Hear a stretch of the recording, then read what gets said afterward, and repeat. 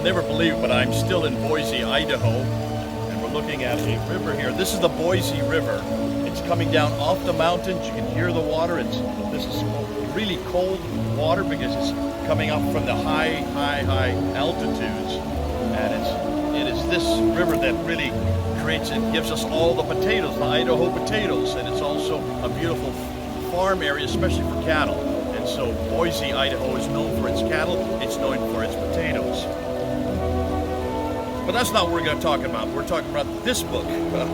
Muslims are known for this book, and this is their book, and this is their revelation. And it's fascinating to me because Muslims have always said that this book is relevant for the 20th century, for the 21st century, for every century. And we've always disputed that. And we've been going through this series now, looking at chapter 4 and chapter 2 of the Quran. We're looking at those. Later on, we'll be looking at chapter 55 and 56 at Paradise.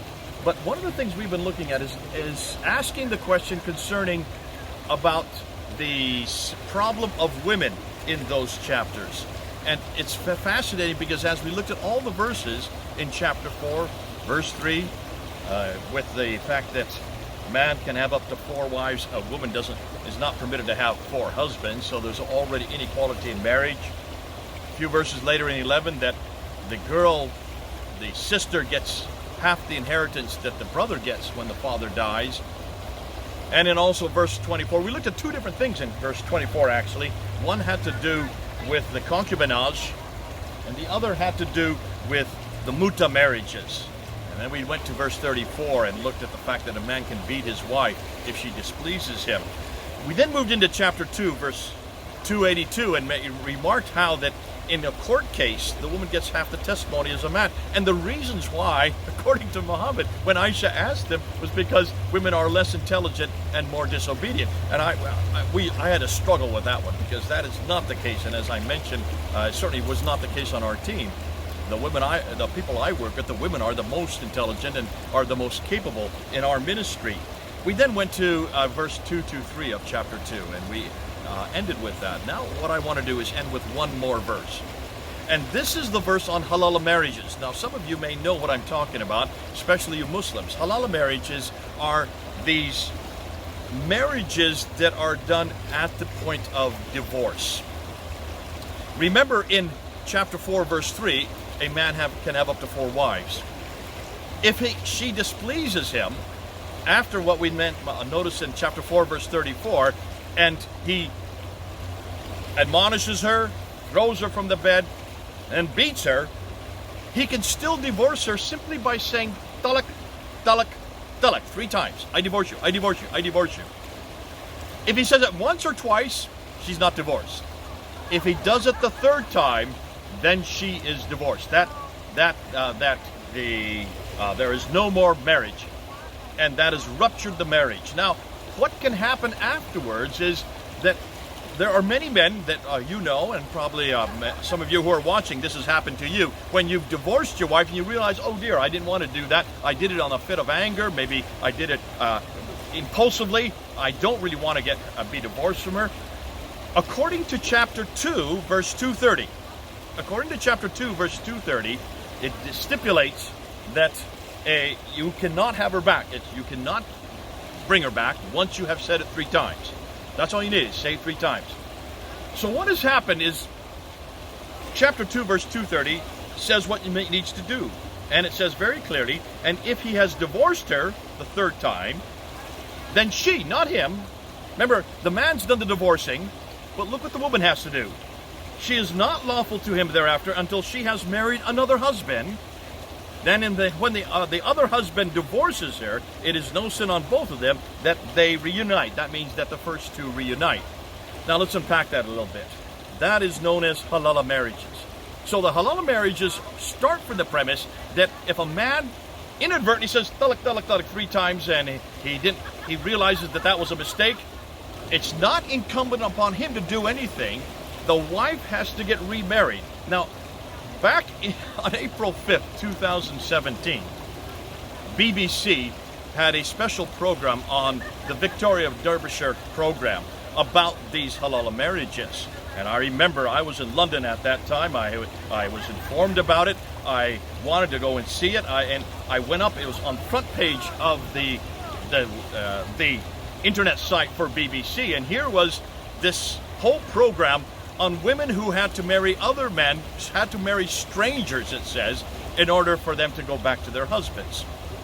And they said that in London, or in England especially, this is a real problem amongst the Pakistani community, because many in the Pakistani community, in order to find husbands, they have to go up on the internet, and you can go up and Google it on the internet, and you will see there's lots of advertisements in Britain and in Pakistan and in India for these husbands, these temporary husbands.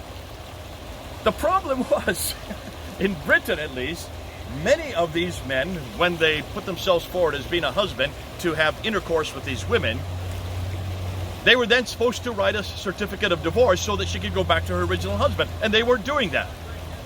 What's more, in Britain, the going rate to have these temporary marriages is £2,500. That's over $3,000. The woman has to pay the man $3,000, £2,500, just to sleep with him.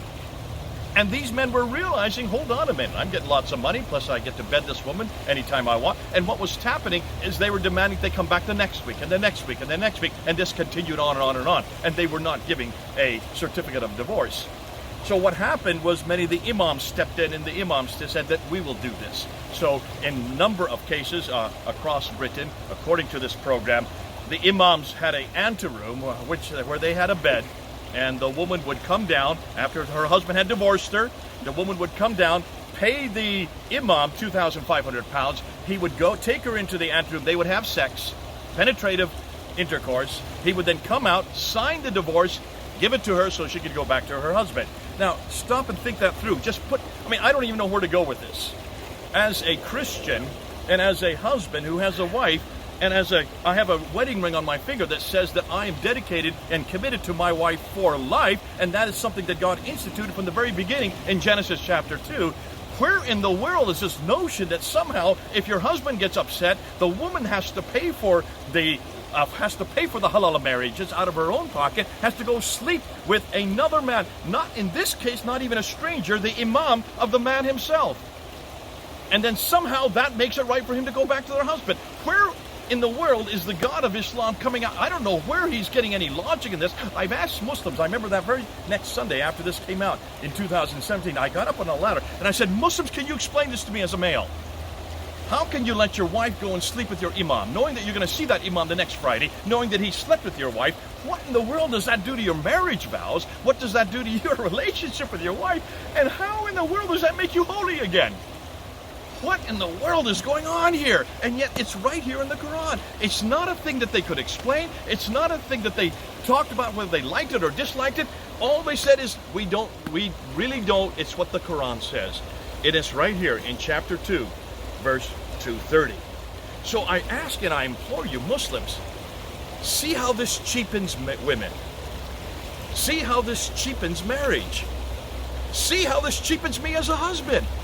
I would never want my wife, on my own stupidity, my own ignorance, having to pay the price for my own ignorance. Stop and think that through one step further. In chapter 6, verse 164 of the Quran, and in chapter 53, verse 38 of the Quran, it says that nobody can pay the guilt of another. No one can take on the guilt of another. Who do you think's taking on the guilt here? In chapter 2, verse 230, if not the woman, if not the wife. It's the woman that has to go and have sex with a stranger. It's the woman that has to go and have sex with the imam. It's the woman that has to pay the £2,500. If that doesn't show me that she's taken on the guilt of her husband, I don't know what does. So for heaven's sakes, people, can you see how this book has nothing to do with me, has nothing to do with you, has nothing to do with today or any day? This is not a book for here. It is not a book for anywhere. And we've been saying this over and over. There's yet another example of how this book, maybe for the 7th century it made sense, but it does not make any sense for the 21st century. Anyhow, it's hard to talk about these, but we need to bring them out. Here I am in Boise, Idaho. Never been here before. On this beautiful river, you can hear the burbling as the water goes by. What a nice environment. What a nice atmosphere. God bless you. This is Jay.